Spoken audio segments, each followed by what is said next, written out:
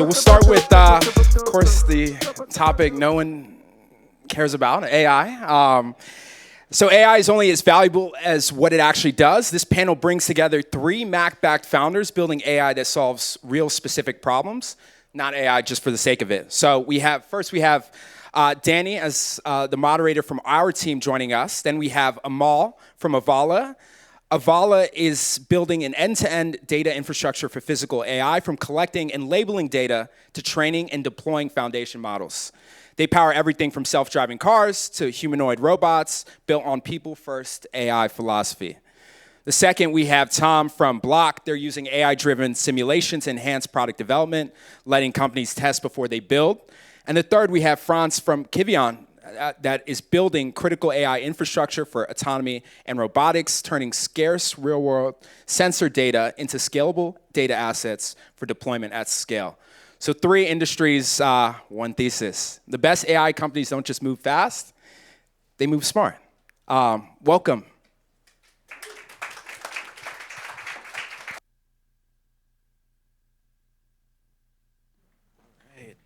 Hello, everybody. My name is Danny Brown. I'm one of the principals here at MaC Venture Capital. Just wanted to say welcome again to MaC Unpacked. We're excited to have you, and excited to have 3 of our shining co-founders, or all founders, here on the panel today. Kicking it off, I know Della and Livy were able to tee us up a little bit, but I'd love to kind of just give each of you a quick second to tell us a little bit more about you, your companies, and I think more importantly, what are the problems that you're solving, and who feels that pain, and why is now kind of the best time? Amal, do you want to kick us off? Yeah, can you guys hear me? Yeah, so we live in the world of physical AI at Avala. Physical AI is bottlenecked by data, and a lot of the companies that are building in this space kind of have gotten to a place where the models are relatively mature, the model architectures.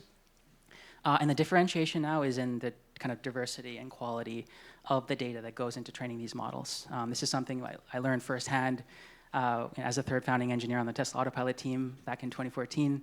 The models, kind of mature over time, and it's really the data flywheel, that Tesla built with this kind of fleet data engine that now everyone else in the space needs to operate. So, the folks that we work with are the ones who are kind of viscerally feeling this pain. They're needing to curate extremely large data sets, dealing with a lot of data quality issues, and solving a variety of complex tasks in the physical world, from safety-critical self-driving cars that could potentially kill someone if there's an issue, to a household robot that might drop something on your baby, which is also a safety-critical application. And so the data curation end-to-end is a kind of key challenge in the space, and that's what we focus on in the end-to-end offering. Awesome, thank you so much. Tom? Yeah, for sure. So I actually started my career as a data scientist. This is my 4th company, and I've always been fascinated by why humans make the decisions that they make, particularly within user interfaces, digital products, etc. I've always kind of seen personalization as a means to an end, and I think with this company we said to ourselves, why don't we just put personalization first? What we're seeing happen is a move towards adaptive user interfaces. We're getting to the point where my version of Uber and yours could be differentiated based on the way that you use products. And I think what we're building at Blok is a simulator for product teams. The reason for that is we see simulation as a sandbox environment for adaptive UI. We're moving towards a world where we're shipping faster than ever. Every engineer that I speak to is saying, I don't have time to review PRs anymore. The problem with that is we've kind of all forgotten that churn is a problem.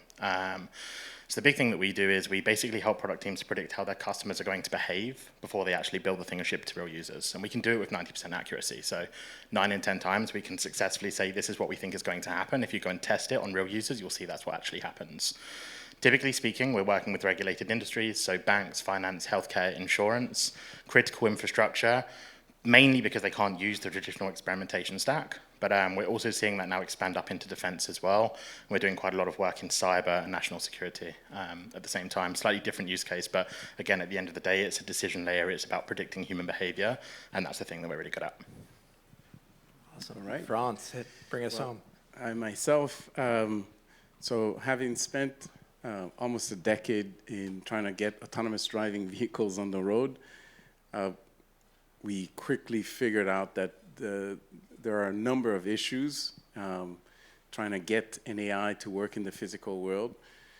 One of the main issues, as Avala mentioned, is data. So what we do is we take actually the data that his team would build, and we put it on steroids. So in other words, we have this engine that's called neural reconstruction. We can take these limited logs of data from any type of sensor, and we can recreate that at massive. And it's pre-annotated, it's pre-curated, it's got all of the necessary provenance and quality in order to scale. But then that doesn't stop there. Once you've got data, how much is enough? What's your coverage? And so we have this engine that analyzes per application what the coverage requirements, so that your teams don't spend their entire time trying to arbitrarily figure out what's enough coverage for quality assurance.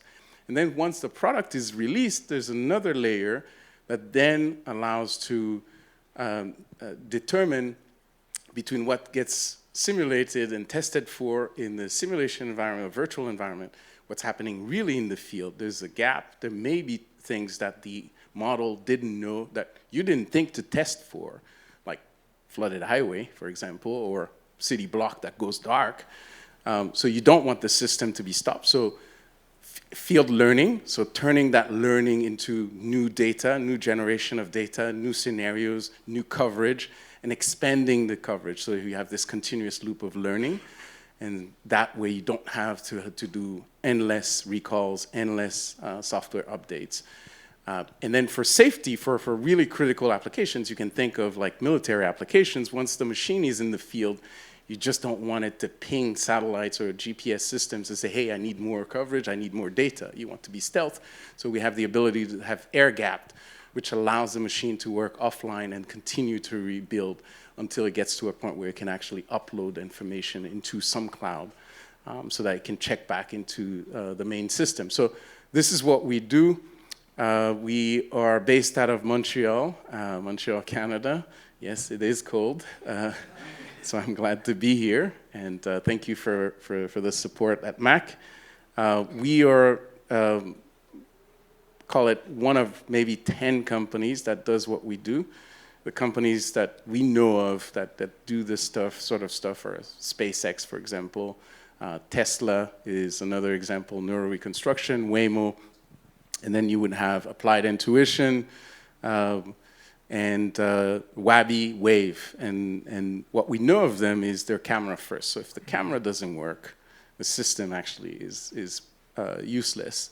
And so we are multimodal. So it doesn't matter whether that's camera, radar, LiDAR, whatever the data source, whatever the sensor construction, for us it doesn't matter. So it puts us in really an interesting category. Very cool. Excited to have you all as a part of not just today, but our portfolio. I have a question for each of you. Obviously, guys, feel free to jump in on each other's questions if you have anything to add. But Amal, quick question to you is that obviously physical AI is, I think, notoriously disorganized, expensive, hard to collect, et cetera. But that said, like, which parts of the process do AI teams generally sort of underestimate? Yeah.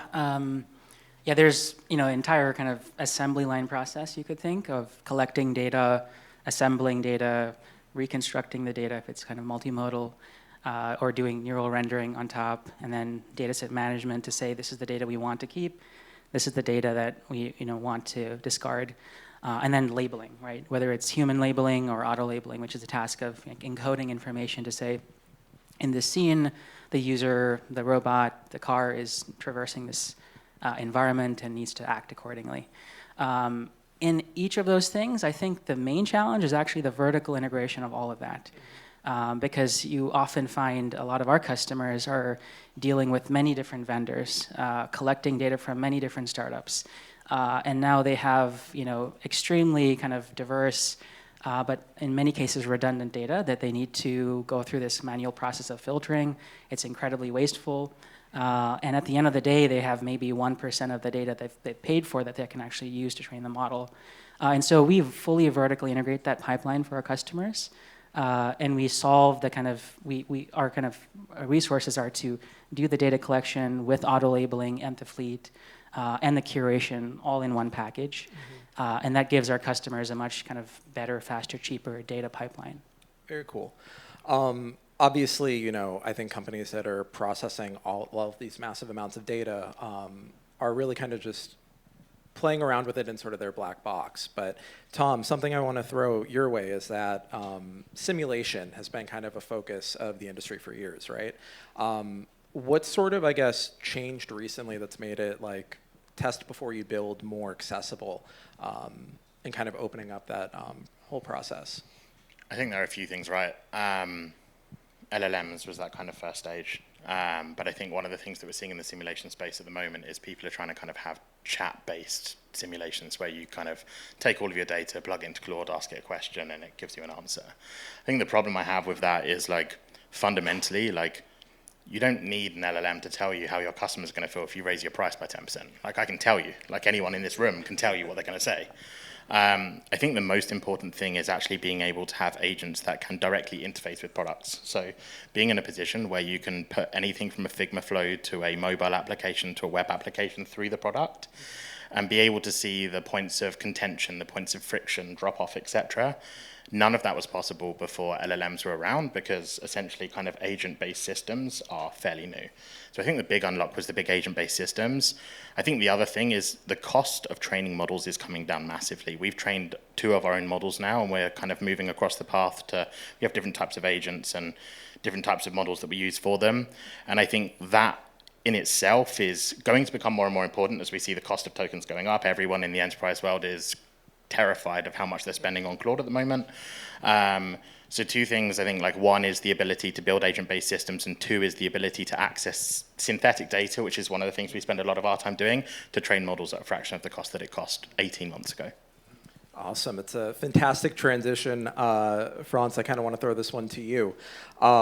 Since real-world data is so scarce and you know there is a heavy reliance on synthetic data and being able to kind of train models on that, how do you, I guess, sort of think about satisfying those development needs? How do you, you know, really manage to scale this collected data and maintain fidelity as you create more synthetic data from it? Well, first things first, most data collection campaigns are useless. 90% of what gets collected, labeled, curated, and stored and processed is useless because they're common scenarios. They're not of useful value for training. I mean, they are useful, but you can recreate that anytime. And so people keep a lot of data for no reason. Even Tesla, with their 8 million cars, they came out late last year and said, you know, the model doesn't work. It just does not scale. And so one way of doing it, obviously, is through synthetic data, but synthetic data lacks the fidelity. And frankly, you wouldn't want your robot or your model to be trained, or security system to be trained on synthetic data because it's not real. And the world has you need physical matching of the real world to be able to connect that. But more importantly, is that you have to understand the characteristics of each of the sensors. So why is that important? If you have a failure, you need to be able to work your way back on what was the root cause of the failure. And if you can't model the sensor that failed, you're now going to have to recall and then recharacterize everything. So what we do is when we ingest data from a particular sensor, we automatically learn the sensor characteristics. And we put a number, call it a name or a number, a digital number for each of the pixels. So at a pixel level or at a point cloud level, we know exactly the behavior of the sensor. And that allows us some level of intelligence that no world model can, no synthetic data can provide. And that's the only way to really physically match what the real world needs. Very cool. This one's kind of, I guess, sort of for all of you, but I know you're each sort of tackling this process, the ecosystem in different ways.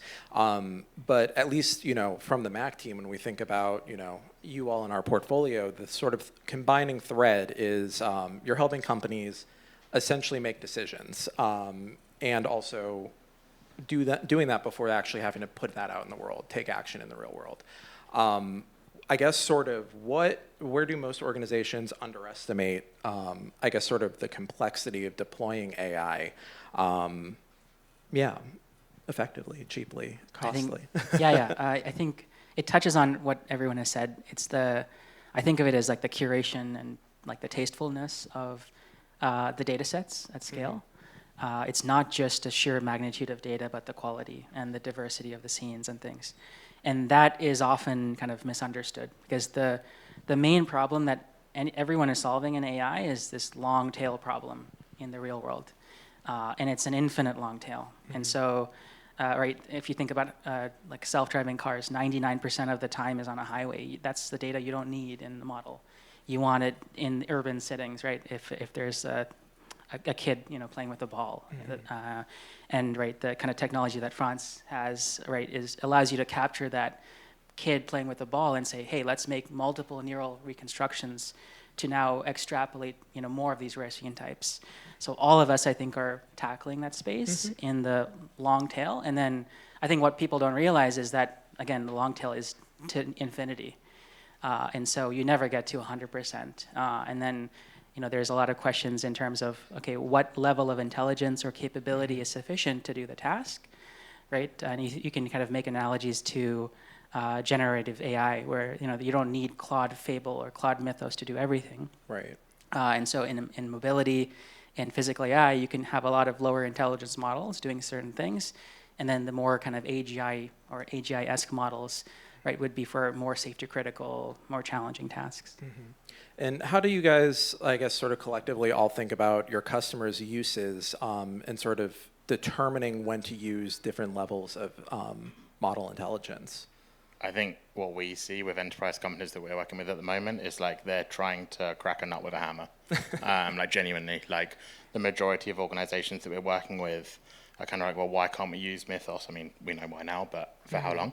Why can't I use Mythos to do everything? And your point is dead on. Like, I think like everyone at the moment is like, we've been fed a drug for the last 18 months, which is like tokens and just spend and spend and spend and spend and spend. And as Anthropic and OpenAI move towards their IPOs, suddenly profitability becomes a question, and then the token cost goes up. So I think like one of the big things that we're helping our organizations see, and they're seeing it for themselves as well, we're seeing Claude being bought out of organizations now. One of the things that we're kind of saying to them is like, look, you can deploy your own, we can build you smaller models. We can deploy them on-prem if you want to. It's particularly important for the defense world. Like, we have to deploy it on-prem.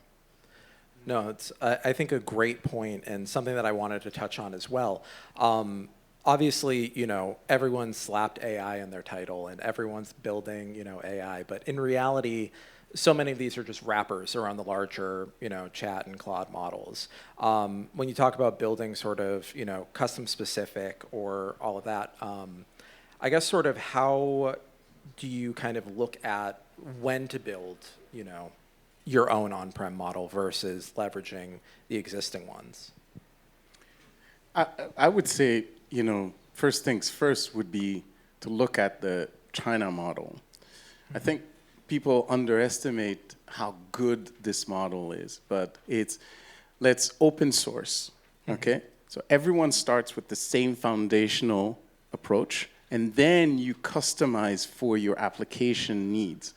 And so what we do here in the US is or in North America, sorry, because I'm Canadian, we do closed models, and while that's great to get started, it's great to get you out, but no one has SpaceX budget or Google's budget. Not everyone has that, and it's not sustainable. So ultimately, you run slower. So we encourage customers to look at what open source models that are available and tag yourself around that, and then wrap yourself, around these standards, because they're constantly evolving. And then if you can customize those models to your needs, you're way ahead of the game. But if you constantly are dependent on either Anthropic, OpenAI, or some other Gemini to be your engine, you're at risk. And Cursor is a perfect example. We were talking about this, is they don't build a model. They're dependent on a closed model, which is Claude. And what happens? Well, Cloud Code comes out, well, they're a competitor. The same thing when Amazon. If you're on Amazon Marketplace, you don't have any control over your IP. The next thing is they'll go do, if there's a good business model, they'll go do the same thing. And so what we encourage people to do is to look, what are the standards in your sector? And what are the open standards? And there's nothing wrong with using an open standard. What's bad is to use it as is. But what's good is to use that as a baseline. And China is able to move 10x faster than we can ever think of here. The stuff that they're able to get to market in record time is incredible because everyone's using standard models. Right. And I guess sort of, kind of on that point of everyone using standard models, it makes a ton of sense in terms of cost savings and, speed to market, I guess. But I guess sort of, what are some of the signals that can indicate that a company is actually using those models wisely and are still building a defensible advantage on top of it? I think, so one thing I think about is there's really 3 types of AI companies. In the middle is the foundation model builders, right? Anyone training a vision or LLM foundation model. Then there's companies like us that are, our customers are the foundation model company. So we are providing the infrastructure, the data, the curation engine. And then there's the, quote unquote wrapper companies that are consumers of the foundation model tokens. And that's where there's kind of concern about defensibility. I think all 3 classes of companies can either be defensible or undefensible. So, if you don't have like a data advantage as a foundation model builder, you can easily become like highly commoditized, right? There's nothing unique about some of these open source models. If it disappears tomorrow, you can easily switch to something else. If Fable or Mythos disappears, you cry about it. And that speaks to, right, kind of the stickiness of the product.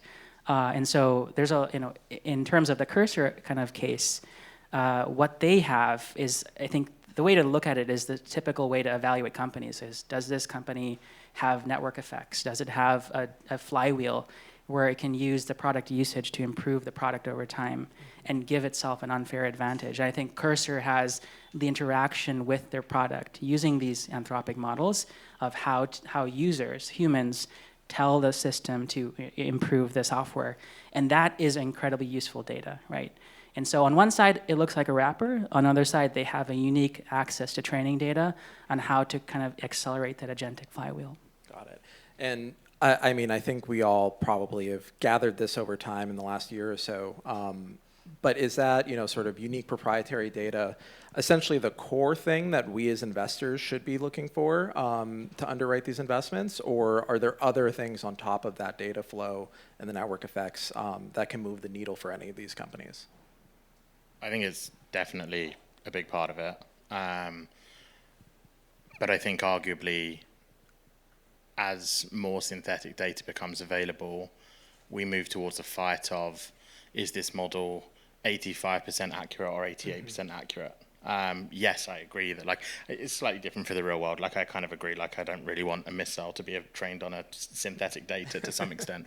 But I think particularly within the digital world, you get to a point where a product, for us as our customers, product teams, engineers, don't really care whether it's 87% or 89% accurate. If we can get the 87% with synthetic data at a fraction of the cost, well, then the data moat's gone as well, because someone else could go and build that data moat. So I think it's execution speed to some extent. I think there is a data play there as well.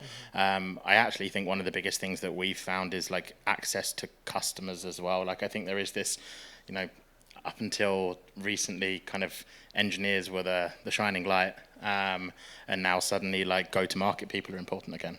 Mm-hmm. And I would say also for you as an investor, I mean, you also have to ask yourself who's talking. And so who's talking right now? It's Jensen Huang. He wants you to go fast. What does that mean? Use more of my products faster. Elon Musk has never met any of his schedules. We're going to do it next year. And then 3 years later, it still hasn't done.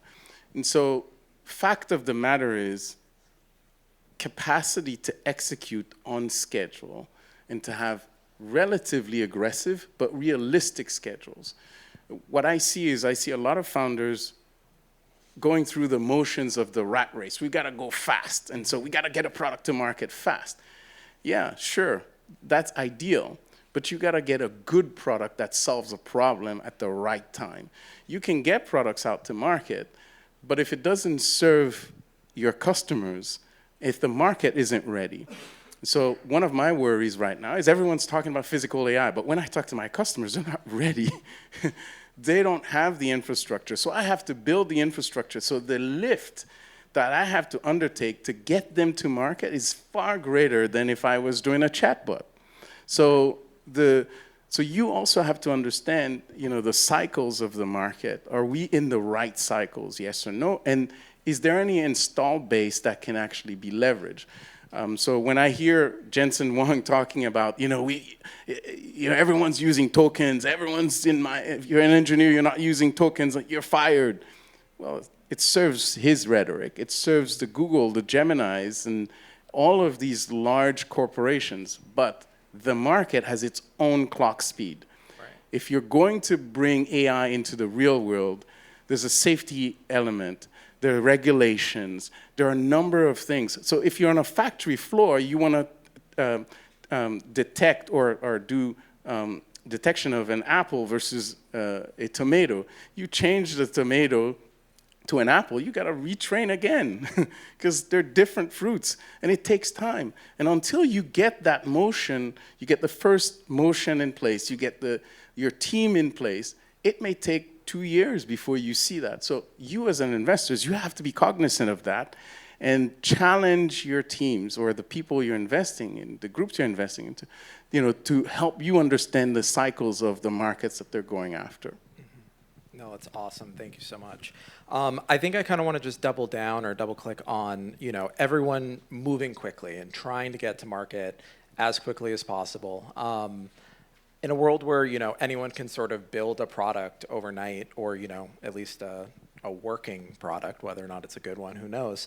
What kinds of talent are, I guess, sort of still important? Everyone tries to offload it now, but what do you focus on? Yeah, I think now we live in a world where it's extremely easy to build things, but I think discernment and judgment is even more important now, knowing what to build, right? And from in a micro level perspective, when we're recruiting and looking for new talent, there is a huge bias to senior level employees now who have experience understanding how systems are built, versus and being able to discern, is this built well? Is this something we actually need? And that's something that I think there's a lot of noise in the world now where you can get to a demo incredibly fast, like one shot, but it's debatable how useful that thing is. And so tastefulness, like being a tastemaker, right, which is innately a very human thing, is more important than ever. And before, right, the world was really biased towards people who had the ability to, technically implement something, who had the kind of professional knowledge or experience. Now it's about discernment, taste, and the ability to build things that are actually useful. I'm biased, but I sell to product people, and product people are quickly becoming the most important part of an organization now. They are the glue that works out what's actually important, what you actually need to build. I completely agree with your point. It's the thing that really frustrates me when I'm talking to founders at the moment is they're kind of we'll just ship it. You can go and ship it, and you can go and give Jensen or Anthropic or whoever it is some money, but should you actually be shipping the thing that you're thinking about? Also, the demo that you vibe coded with Claude Code and made a coffee while it was doing it, that's 1% of actually building a good product. I guarantee you, if I gave you 1,000 customers tomorrow, that thing's gonna flop.